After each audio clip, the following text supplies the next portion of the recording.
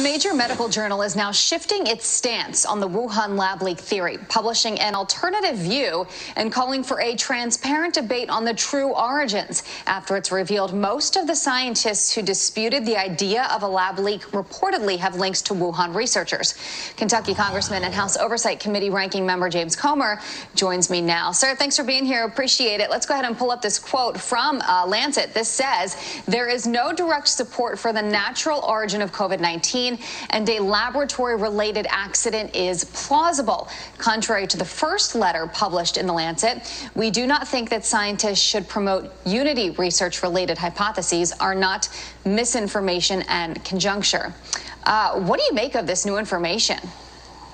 What a turn of events. Yeah. You know, this is Lancet covering their tracks.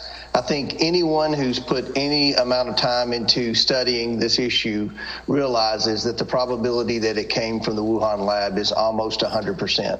And I believe now that with new medical journals who were very critical at the onset of people that suggested that this was manufactured in the Wuhan lab, now they're open to the possibility, which in other words means they realize it probably did come from the Wuhan lab. They're coming forward now with these statements, and it's sad that the Biden administration and the World Health Organization continue to turn a blind eye to this. People who were talking about this lab leak theory for the last year and a half were vilified. We're told that they're not credible. I mean, it's been a long time that people have been condemned, so to speak, for having that belief in that theory. Let's take a look at this original letter from the scientists. This was dated March 7th of 2020, and this says, "The rapid, open, and transparent sharing of data on this outbreak is now being threatened by rumors and misinformation around its origins.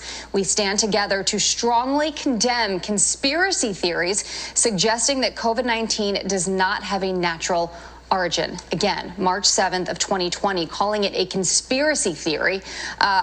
Boy, how much has changed in a year and a half. And I have to wonder what would have changed, what would have been different in the last year and a half if articles like that weren't calling it a conspiracy theory and if everything was open to an investigation. Exactly. It almost seems now that there was a cover-up, an organized cover-up. And many of these media outlets have ties to government funding that was issued through Dr. Fauci.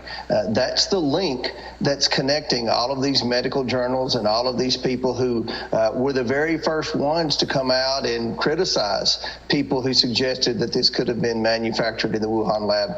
All of these people who were the very first to criticize this all have certain links traced back to Dr. Fauci and receiving some type of medical funding through some of Dr. Fauci's organizations or the World Health Organization. The fact that Joe Biden, in one of his first acts as president, rejoined the World Health Organization after Donald Trump removed the United States from there, primarily because of their unwillingness to look into China's role in COVID-19, another black mark on the Biden administration. Oh, yeah, and then you take a look at this. 26 of the 27 researchers who denied the lab leak theory reportedly have links to Wuhan researchers, links of different kinds, whether it be to the researchers themselves, their colleagues, or their benefactors. How dangerous is it when you have people who are putting out these, medical opinions that people in the public are supposed to trust, especially in a time where